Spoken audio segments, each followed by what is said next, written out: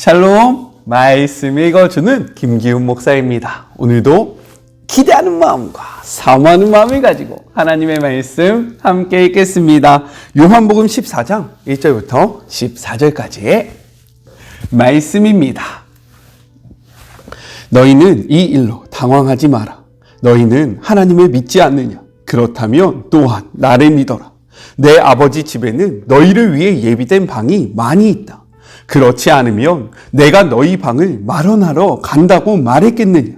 내가 가서 너희 방을 마련하면 다시 와서 너희를 데려다가 내가 사는 곳에 너희도 같이 살게 하겠다.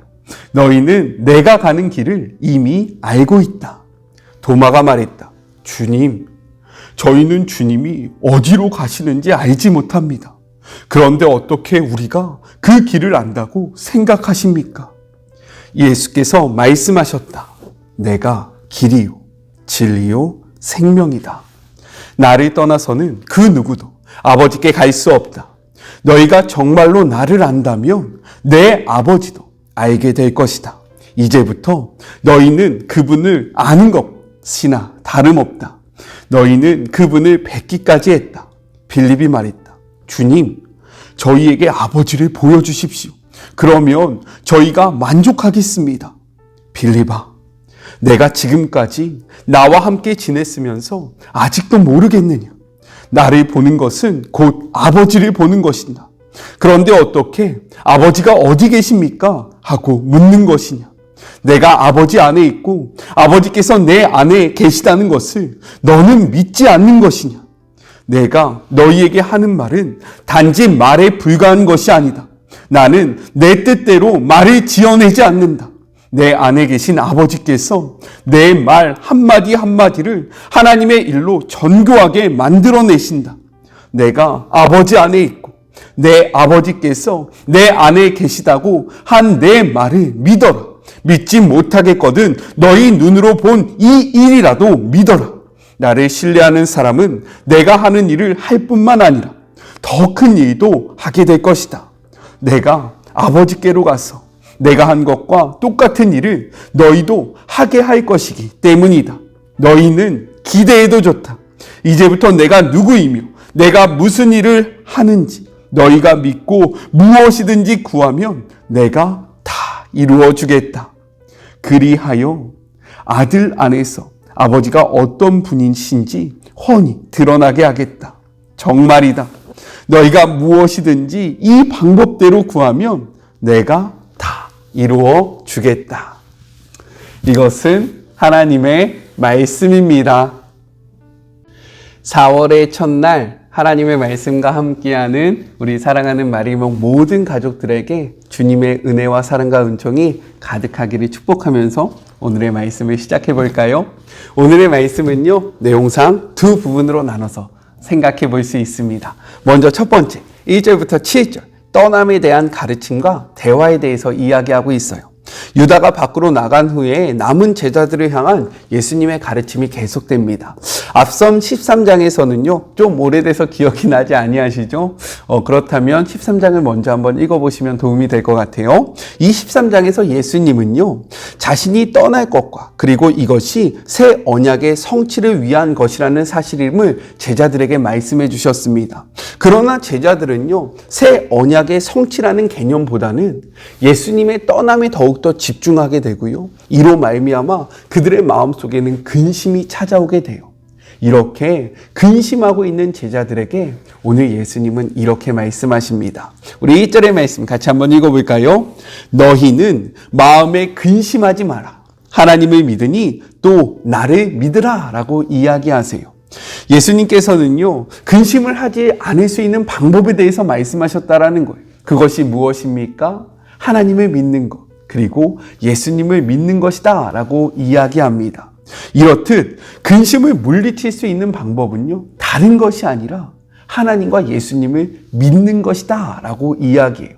그렇다면 믿는 것은 무엇일까요? 성경은요, 이렇게 이야기합니다. 로마서 10장 17절의 말씀이에요. 그러므로 믿음은 들음에서 나며 들음은 그리스도의 말씀으로 말미암았느니라 라고 이야기합니다. 우리가 하나님의 말씀을 가까이 할 때 우리 안에 믿음이 생기고요. 이러한 믿음으로 말미암아 우리 안에 있는 근심이 사라지게 된다라고 이야기하고 있는 거예요. 그렇기에 4월 한 달 하나님의 말씀과 동행하기로 결단하셨으면 좋겠습니다. 하나님의 말씀과 동행함으로 우리 안에 있는 근심을 주님의 이름으로 떨쳐내는 주의 모든 자녀들이 되었으면 좋겠어요. 이 축복이 우리에게 임하기를 소망합니다. 한번 해봐요. 함께해요. 파이팅! 자, 이렇게 말씀하신 후에 예수님은요, 두 가지에 대해서 이야기하세요. 먼저는 떠남의 이유에 대해서 설명을 하십니다. 우리 2절의 말씀을 같이 한번 읽어볼까요? 내 아버지 집에 거할 곳이 많도다. 그렇지 않으면 너희에게 일렀으리라. 내가 너희를 위하여 거처를 예비하러 가노니 라고 이야기합니다. 이는요, 제자들에게 비록 자신과 헤어질지라도 영원한 하나님 나라의 거처에서 다시 만날 것이다 라는 사실을 확인시켜 줌으로써 그들의 마음을 위로하고요, 그들에게 소망을 안겨주고 계신다라는 거예요. 또한 여기서 더 나아가서 이는요, 잠깐 있다가 없어질 이 땅에 소망을 두면서 살아갈 것이 아니라 영원한 하나님의 거처에 소망을 두고 살아가야 함을 우리에게 권면하고 있고요. 그리고 무엇보다 중요한 것은 무엇이냐? 예수님의 죽음에 대한 예고로서 오직 십자가를 통해서만 우리가 하나님 나라를 갈 수 있다는 사실을 분명하게 말씀하고 계신다라는 거예요. 이것이 바로 예수님이 그 제자들을 떠나는 이유였습니다.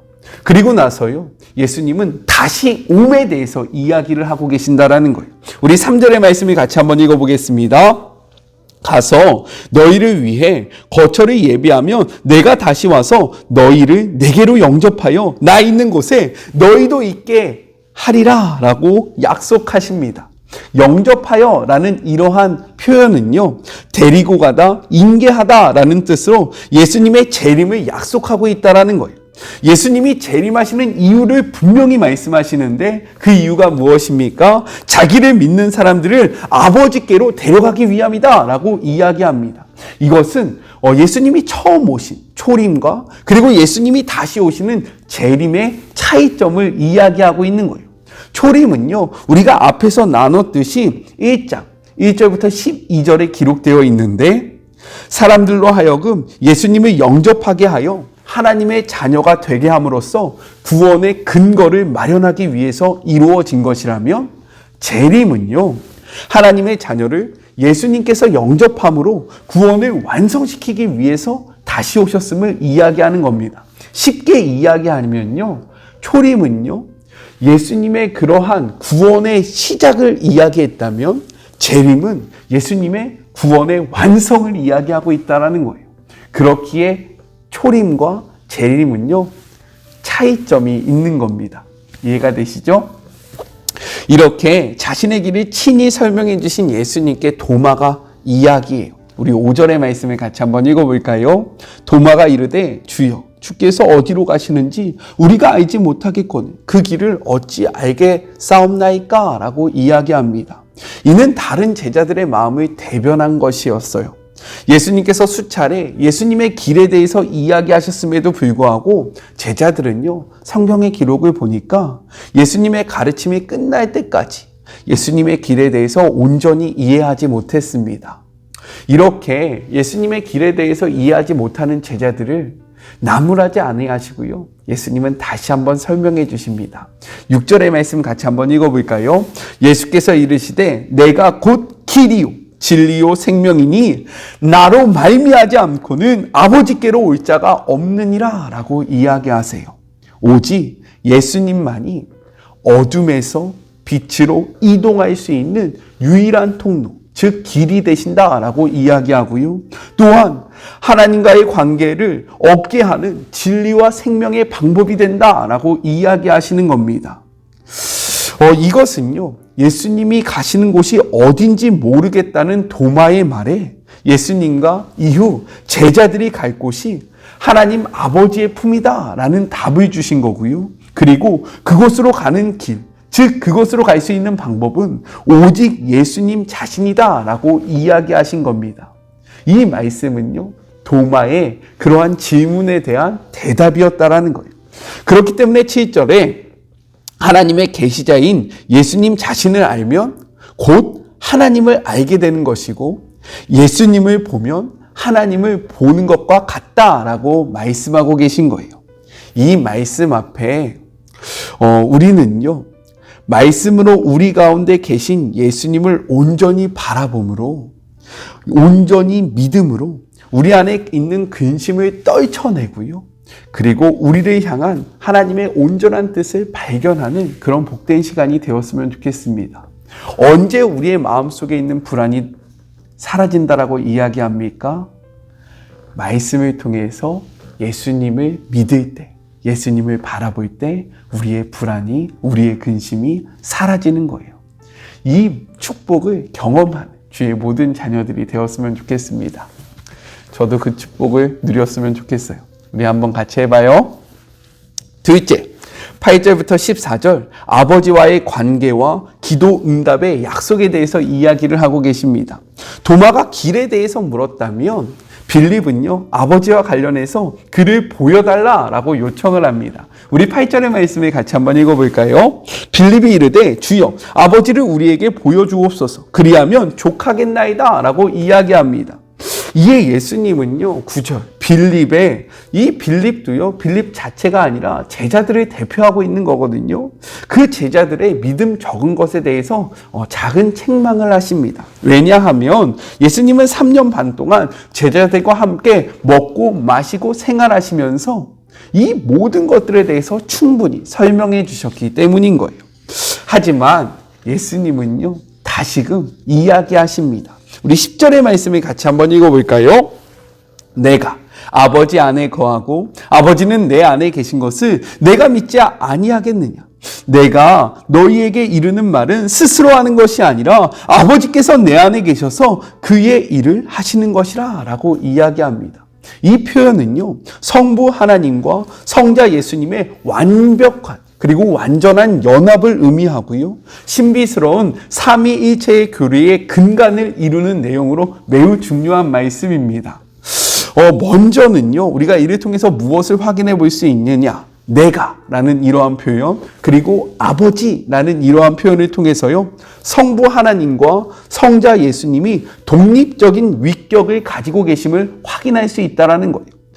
그러나 내 안에 거하고 그리고 안에 계신이라는 표현을 통해서요, 성자 예수님과 그리고 성부 하나님은 따로 계시지만, 독립적인 위격을 갖고 계시지만 결코 분리될 수 없는 하나라는 사실을 우리에게 보여주고 계십니다. 즉 성부와 성자는 분명히 독립된 위격으로 존재하나 완전한 연합으로 하나라고 말씀하고 계신 거예요.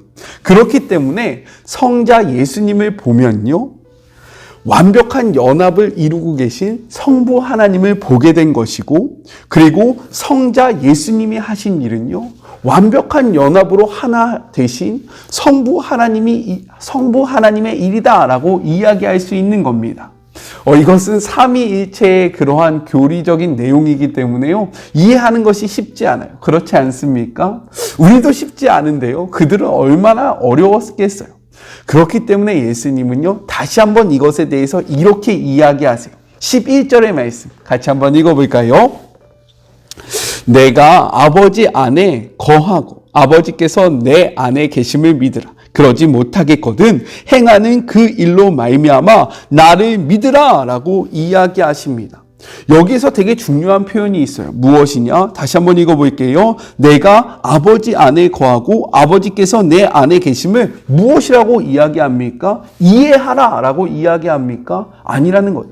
믿으라 라고 이야기합니다. 왜냐면요, 삼위일체라는 이러한 개념은 지금까지 존재하지 않았던 개념입니다. 우리가 보편적인 이러한 삶의 자리에서요, 발견할 수 없는 개념이에요. 그렇기 때문에 이것을 이해하는 것은 너무나도 어렵습니다. 따라서 예수님은요, 이러한 개념을 너희가 이해하라 라고 이야기하는 것이 아니라 믿으라 라고 이야기하고 있다는 거예요.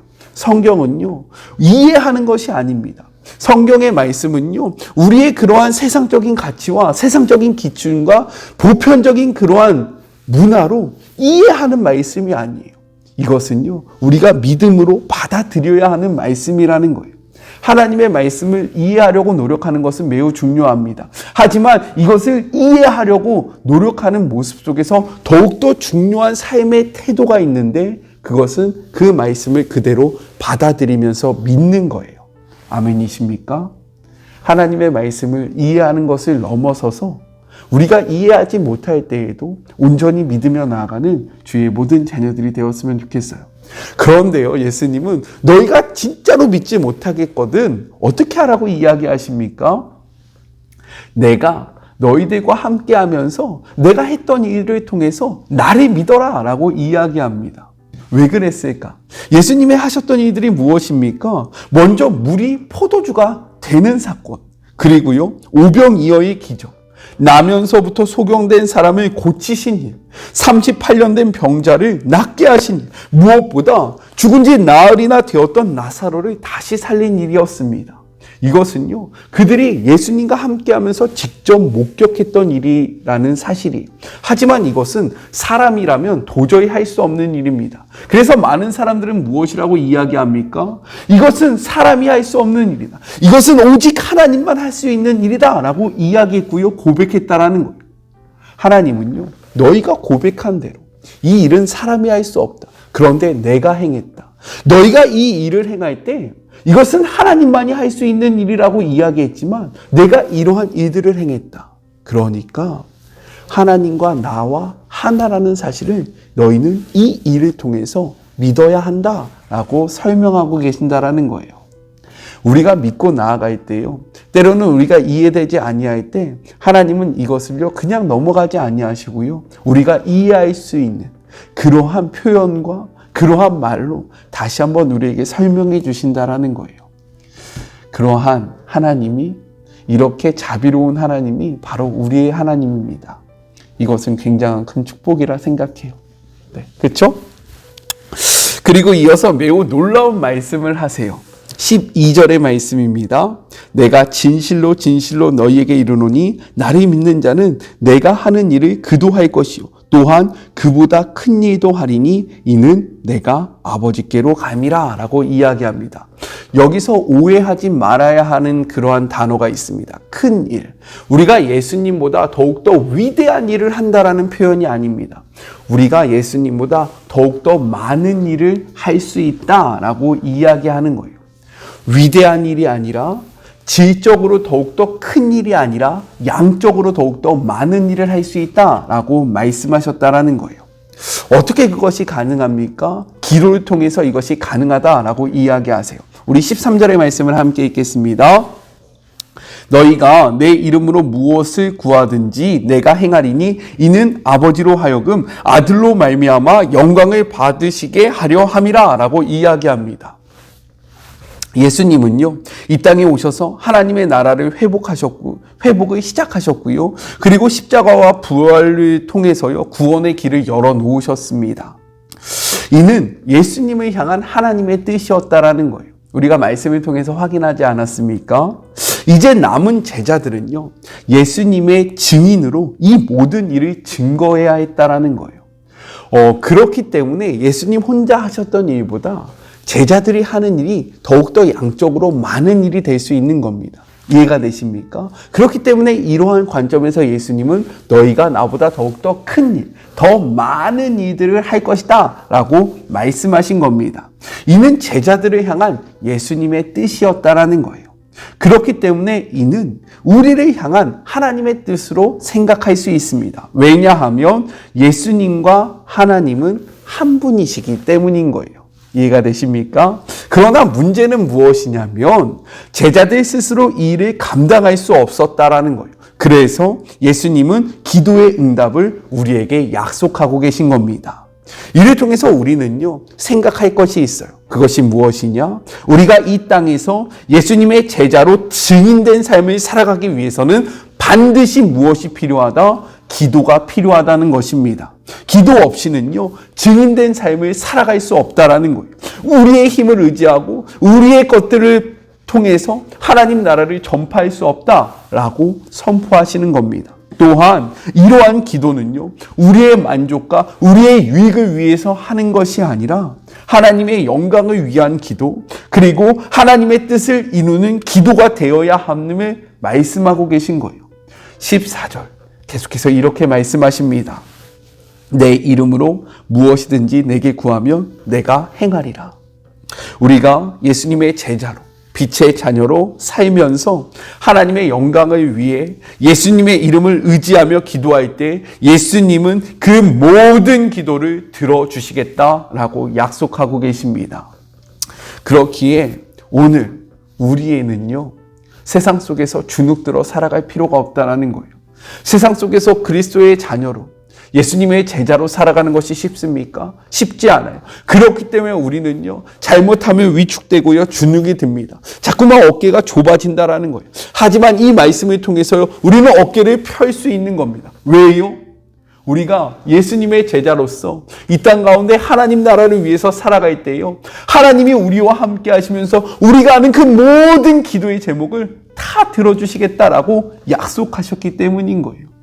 기도 응답의 약속을 우리에게 주셨기 때문에 우리가 오늘도 이 땅에 그리스도의 인으로서 살아가면서 예수님의 제자로 살아가면서 당당히 살아갈 수 있는 겁니다. 실제로 예수님의 제자들은요, 예수님의 이름을 통해서 기도했을 때요, 5,000명에게 정말로 기적을 행하기도 하고요, 그리고 죽은 자를 살리기도 하고요, 많은 기적과 표적을 드러냈습니다. 무엇을 위해서요? 자신의 영광을 위해서 이렇게 했습니까? 아니요. 하나님의 영광을 위해서 그렇게 살아갔다라는 거예요. 그 때문에 지금 2000년이 지난 오늘날 우리도 예수님을 바라보고 예수님을 믿을 수 있는 겁니다. 그렇다면 우리도요, 이 말씀을 의지하여 살아갈 때에 정말로 주님의 나라를 위해서 힘 있는 일들을 감당할 수 있다라는 것을 우리는 확인할 수 있는 겁니다. 그렇기 때문에 더 이상 주눅들지 말고요, 우리 당당하게 주의 자녀로 살아갑시다. 살아가다 문제가 생기면요, 하나님 앞에 기도합시다. 주님, 내가 주님의 이름을 위해서 살아갔는데 이러한 어려움이 나에게 생겼습니다. 당신의 영광을 위해서, 하나님 나라를 위해서 이 문제를 해결하여 주십시오. 우리 이렇게 기도할 수 있는 근거가 이 말씀 속에 있는 거예요. 이 축복을 우리의 삶 속에서 온전히 이루시는 주의 모든 자녀들이 되었으면 좋겠습니다. 오늘은 4월의 첫날이에요. 그렇기에 4월 한 달도 하나님의 말씀과 동행하기를 소망하면서 제가 기도하고 축도로 오늘의 시간을 마무리하도록 할게요. 함께 기도할까요? 하나님 감사합니다. 4월이 시작되었습니다. 우리가 살아가면서 수많은 근심을 하게 됩니다. 이러한 근심을 쫓아낼 수 있는 방법은 다른 것이 아니라 하나님을 믿고 예수님을 믿는 것이라고 이야기했습니다. 그런데 이러한 믿음은요, 들음에서부터 나고 이 들음은 하나님의 말씀을 통해서 이루어진다라고 이야기하였습니다. 주님, 우리가 말씀을 가까이 함으로 믿음을 소유하고 이 믿음으로 말미암아 우리의 마음속에 있는 근심을 주님의 이름으로 떨쳐내게 하여 주시옵소서. 또한 주의 자녀로서의 세상 속에 살아갈 때 더 이상 위축되고 주눅되어 살아가는 것이 아니라 하나님께서 약속하신 그 기도의 응답을 소망하면서 당당하게 살아갈 수 있도록 주님 축복하여 주시옵소서. 삶에 문제가 생길 때에, 주의 자녀로 나아갈 때에 문제가 생길 때에 하나님 앞에 기도함으로 이 문제를 전면 돌파하는 주의 모든 자녀들이 되기를 소망하며 4월 한 달도 하나님의 말씀과 동행할 수 있도록 힘과 능력을 더하여 주시옵소서. 이제는 우리 주 예수 그리스도의 은혜와 하나님의 그 크신 사랑하심과 성령님의 교통하심이 4월 한 달 하나님의 말씀과 동행하며 하나님의 말씀을 의지하며 이 세상 가운데 주님의 나라를 위하여 힘써 살아가기로 다짐하는 우리 사랑하는 마리모 가족들 머리머리 위에와 그들의 삶의 자리 위에와 그들의 가정과 그들이 살아가는 모든 곳에 주님의 은혜와 사랑과 은총이 지금부터 영원히 함께할지어다. 아멘. 4월 한 달도 하나님의 말씀과 함께함으로 승리합시다. 아셨죠? 저는요, 삶의 자리가 시작되는 월요일 날 또 만나도록 할게요. 사랑하고 주님의 이름으로 축복하면서 오늘 하루도 힘내세요. 우리 월요일 날 만나요. 안녕. 오늘도 수고하셨습니다.